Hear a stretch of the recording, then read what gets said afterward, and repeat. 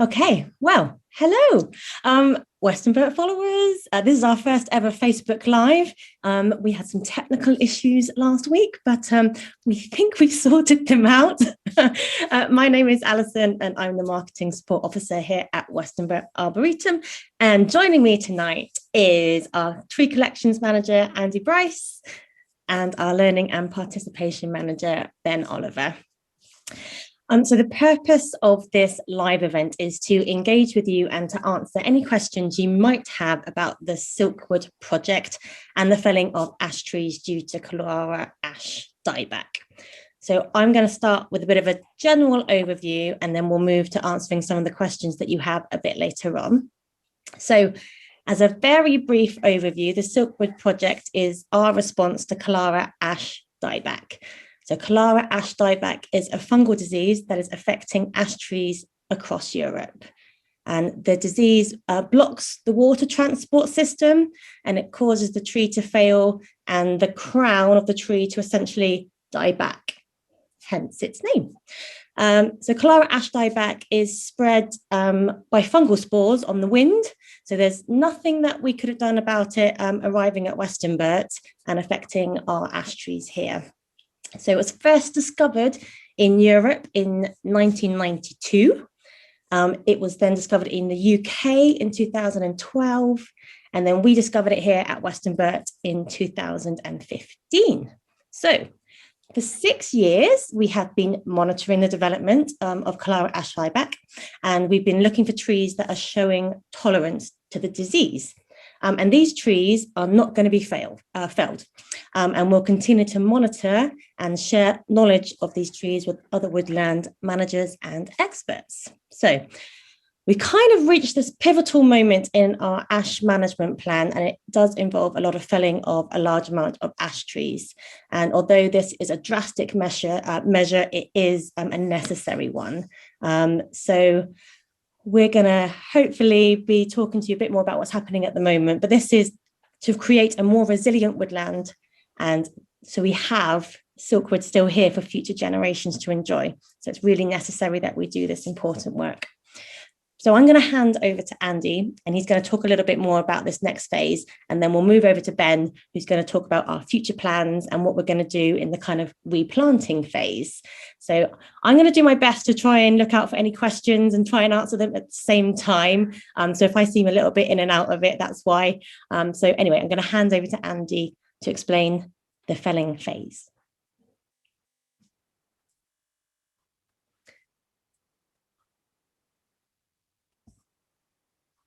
Thanks very much to everybody that's joined us here today. It's really great to know that there's lots of you interested in the work that we're doing. I'm going to start off with the background that you can see there. That picture was taken of Silkwood about an hour ago, and you can see the difference behind Ali's screen, which is taken from a very similar place to what the section near the 2,000-year-old lime looks like today. And it really does demonstrate the extent of the felling that we've had to undertake to remove essentially dead and dying ash trees, and it is quite a marked difference, and I'm sure it'll be quite upsetting for many of you as you come to Silkwood.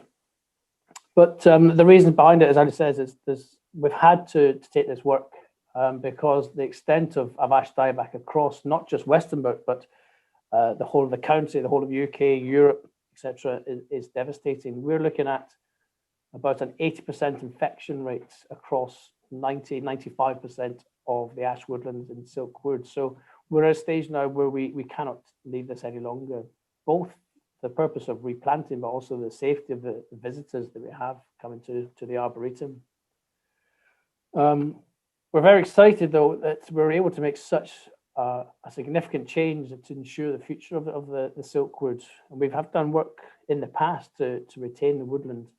Unfortunately, now no one could predict Calara Ash Dieback. So this really is now the start of some major works to ensure that the ash woodlands, or the Silkwood, I should say, remain for future generations. Now, as Ali said, we've identified some ash trees which are shown natural resistance, and this is really encouraging because where we find one, we find 4, 5, or 6 others, which is a demonstration of the progeny showing that natural genetic resistance as well. And we'll be closely monitoring these for the next few years to see how they continue to set seeds and contribute to what will be a mixed broadleaf woodland. Working with forestry research and other scientific bodies, we really are at the forefront of showing or demonstrating different techniques of managing ash woodlands. And that does include non-intervention as well.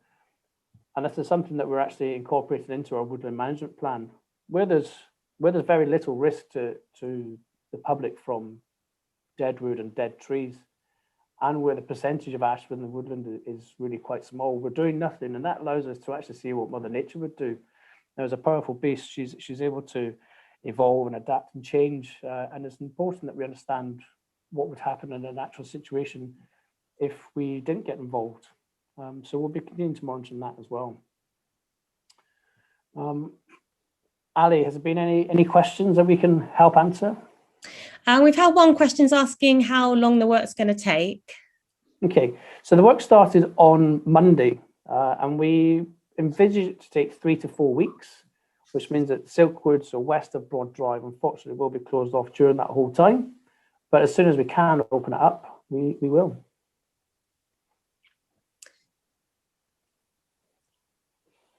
Fabulous. Okay, we've got some questions that came in via email, but I wonder if we go to Ben next, just to explain the next phase, which will be once the felling has happened and the ground is allowed to fallow for a couple of years, we're going to be starting our replanting phase. So I'm going to hand over to Ben to tell us all about that.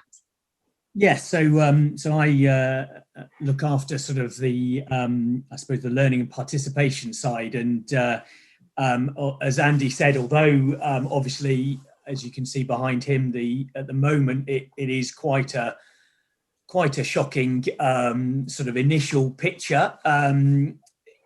The longer term future of Silkwood, is bright. It is a bright future. I mean, Silkwood is is designated as a semi-ancient natural woodland. In the long term, it will be returned to that. So, we will be replanting where necessary, and in some areas where there is a mix of species, it will naturally regenerate. So, there will be woodland going forward, but obviously that will take some time. So, as I say, we will need to leave the ground to recover a little bit. And we'll also need to collect seed and get seed from different species. It will be returned to native woodlands mostly. We might have some sort of near natives, but Andy can, maybe sort of outline some of the different species that we're potentially thinking of. We haven't made any final decisions yet, but really, for me, the exciting thing is that, as well as being obviously a big thing within sort of, obviously for the trees and for woodlands, this is a big thing for people and for society. And, we're hoping that we can engage people, members, schools, community groups, to actually get people involved in actually supporting replanting, supporting the management. So, we will need to do bramble control because, we are going to get brambles, hopefully doing some actually monitoring to see how the plants come up.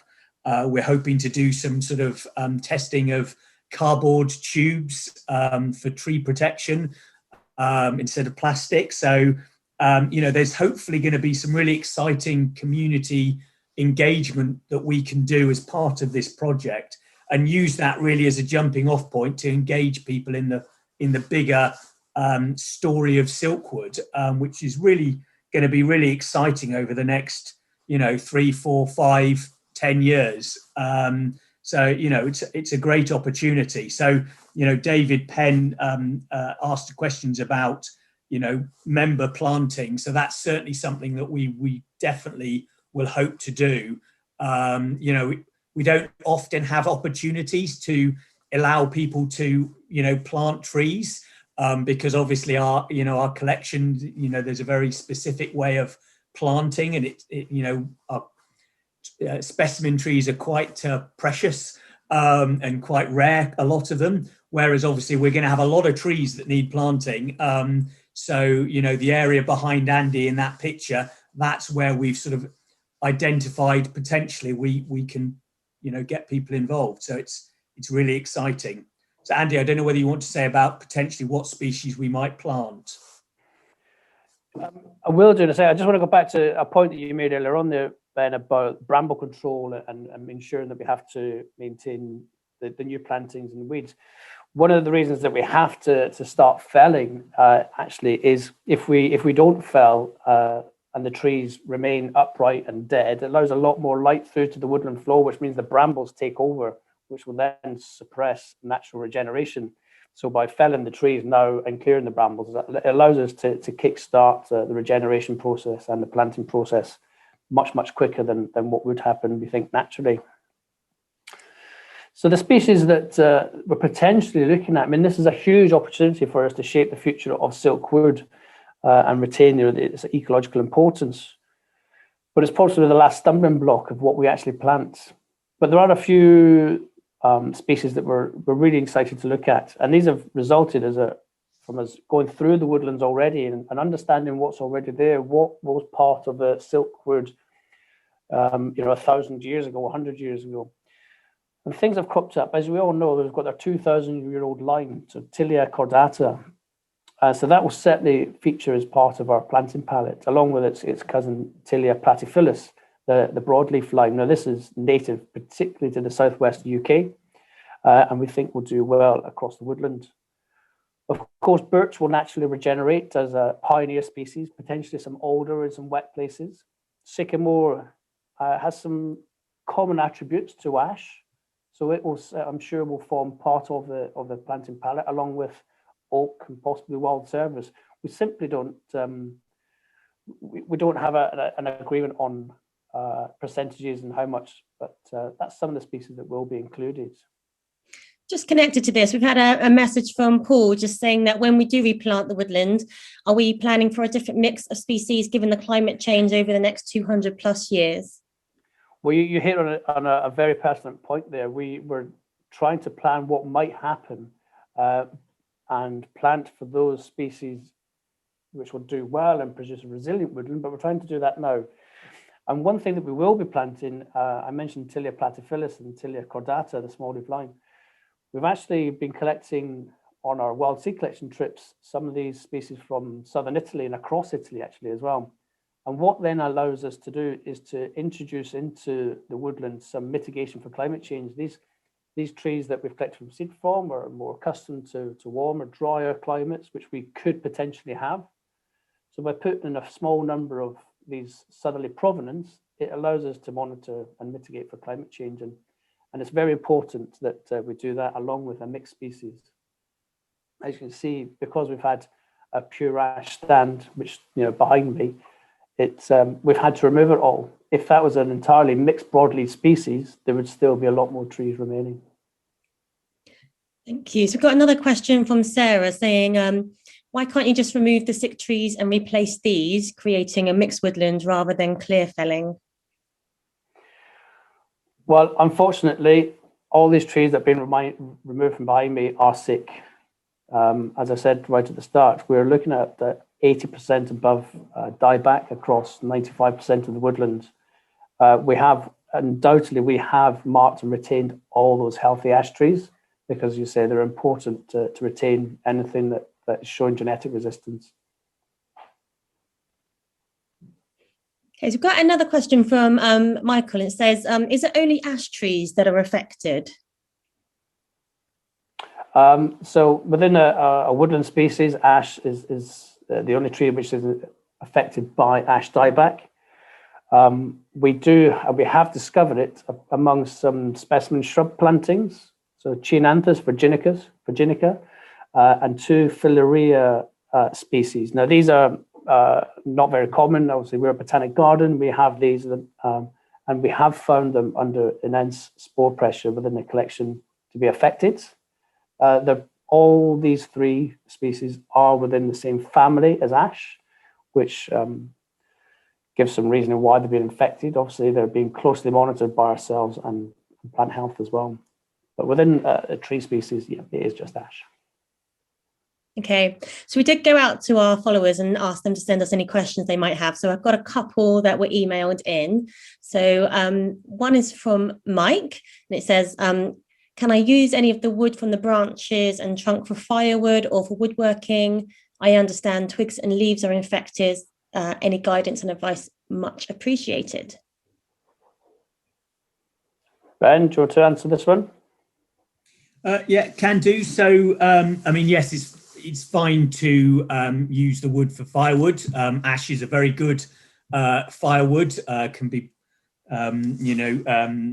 burnt quite happily. I mean, it starts, the infection starts in the leaves and then tracks its way down. Yeah, that's not a problem. I mean, again, it can be used in woodworking. That's not a problem. Either. Yeah, I wouldn't worry about that. Yeah, if I can just add to that, there is no restrictions on the movement of ash material across the UK, and the whole process of drying and burning would eliminate the pathogenicity of the fungus anyway. So not to worry. Okay, got another one from Meg, and she says, what is being done to ensure the ash felling does not have a detrimental effect on wild animal species at Westonbirt Arboretum? And following on from that, we also have one from Cheryl, and she's just asking about any badger setts in Silkwood. Well, as many of us know, Silkwood is a hugely, hugely important wildlife sanctuary, and we're very aware of the flora and fauna that exists in it, and we're very aware that we need to retain as much woodland as we possibly can. Now, the works that are being undertaken now actually make a very small percentage of Silkwood, just 6.7 hectares of what is 147 hectares. And over many, many years, we've conducted surveys of flora, fauna, mammals, birds, bats, invertebrates, woodland flora. So we're aware of what we have in Silkwood, and we're very keen that it gets retained. Now, the works that we're undertaking here are absolutely necessary, as you said, to ensure the future of Silkwood and to ensure public safety for our 600,000 visitors we have a year. Now, things such as badgers do exist across Silkwood, and we have all the sets that we know about already mapped, and a constraints map is provided to the contractor. They're fully aware of legalities of felling within woodlands and European protected species, and we have a very strict protocol should any set be discovered, and the measures that we take to ensure that no damage occurs and we protect them. Well, thank you. I was just going to sort of add, sorry, very quickly. I mean, again, and that's one of the reasons why we're doing the work now, before sort of things like nesting season and those sorts of things, is to try and obviously avoid those time as well. Yeah. Okay, thank you. So we've got a question from Tom, and it says, I have an ash tree in my garden. What should I do about it? Shall I take this one? Yeah. Okay. Yeah. So depends on if there's anything wrong with the ash tree. If there's nothing wrong with it, do nothing. Enjoy it whilst we've still got it, and look after it. If you do have any concerns, of course, that it may have ash dieback, or it may pose a danger to you, your family, or your neighbours, then the first thing really is to speak to a arboricultural professional. And I suggest a good place to start is the Arboriculture Association. They can provide you with details of a local approved tree surgeon. I mean, because it's sort of the spores are airborne, there's not a great deal that you can actually do there's nothing you can do to stop it from spreading. I mean, there's some thought that, if you gather up the old leaves and burn them, that you can, potentially do it, but you're not going to be able to stop it, basically. Is there anywhere they can report signs to if they feel that it might have Calara Ash Dieback? I mean, certainly Forest Research have the tree health diagnosis advisory service with the Tree Alert app. The Calara Ash Dieback is so widespread now; it's not a notifiable pathogen. There is nothing we can do about it. You know, if this was a brand new introduction, then it could be notifiable, and Forest Services colleagues would descend upon your garden to have a look and try and contain the pathogen. But as I say, it's blown in almost across the globe now, so that there's nothing to report. Okay, I've got a question from Jessica, and she says, you mentioned this is phase 1. So what are the next phases likely to be? So the next 2 phases, which may well be combined into one operation, are what's known as selective thinning and coop felling. So this first phase is where we have a really high density of ash species, where it's the dominant species. In those smaller coops, which remain across Silkwoods, there's just a lower percentage, and it will be just thinning out the ash trees, the sick ash trees, remain now to leave things like the oak, the birch, sycamore, wild service, etc., all remaining within the woodland. Okay, we've got one from Jo. She says, why don't you just leave the ash trees? Deadwood is good for biodiversity. So I think you have answered this one before. Yeah, well, you're right. Deadwood is a tremendous habitat for saprophytic insects and nesting birds, etc. Woodpeckers love it because they get the boring beetles. But the extent of silkwoods and the ash dieback is that we must act. But where we can leave deadwood, we are. I got one from Facebook from Dick. He says, is there any plan to enrich the soil before replanting? No. Essentially, Westernbert, the woodlands and the soil that we plant in is naturally rich in microbial activity and mycorrhizae. Now, it's a wonderful medium to grow in. All the lop and top from the operation has been left, and that will degrade down into the soil, adding organic matter as well. So there is no need to. Thank you. Okay, so following on from David's previous one, he said that, can we please hold any special community or member planting sessions where you can give privileged insider access to all the steps behind how you go about such an ambitious replacement project? Ben, I think this might be for you. Yes, we're still at the sort of the kind of the early stage of sort of planning the kind of the replanting. We've got a bit of time because, as I say, there will be a fallow period where we just need to allow the ground to recover, and as I say, get the young plants. I believe the plants will be planted as sort of whips, which will be, relatively small plants, but they'll still need to be grown. So that will take some time.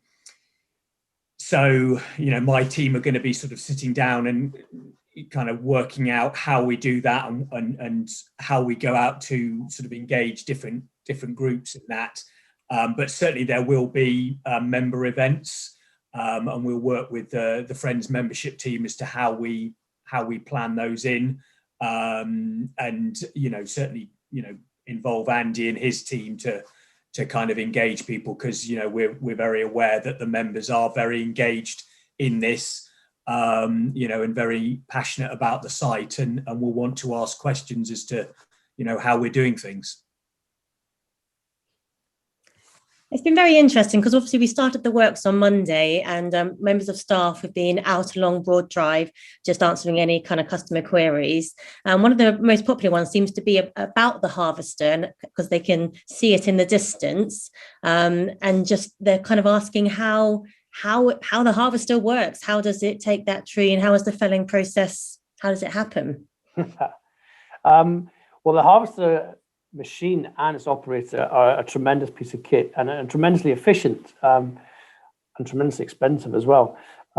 Essentially, the driver takes hold of the tree at the base with a very, it's an articulated head which has a set of grapples and a hydraulically powered chainsaw. It grabs it at the base, it severs it at the base, and then controls its descent into a direction, obviously not on top of its cab. From that point, it's able to run through some rollers where it measures the diameter of the tree, the length of the tree, and it also breaks off side branches. And from there, it cuts it into a specified length and diameter, and then processes it and stacks it ready for onward forwarding. It's able to deal with the lob and top and break that down as well into the smaller bits, as you can possibly see kind of behind me here, or the brash there, which will eventually rot down into the soil. It is a tremendously efficient piece of kit.